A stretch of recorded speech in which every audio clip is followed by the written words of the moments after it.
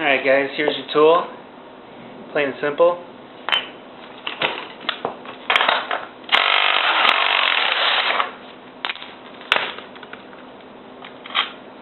You just use it to slide that axle out.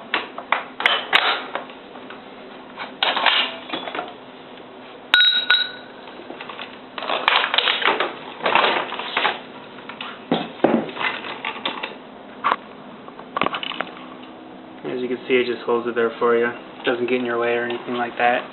It's not going to move on you. And once you get your fresh tire on there, or put on the right side sprocket,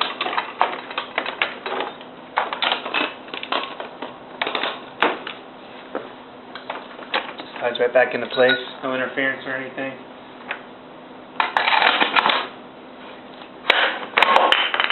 Spits out your tool.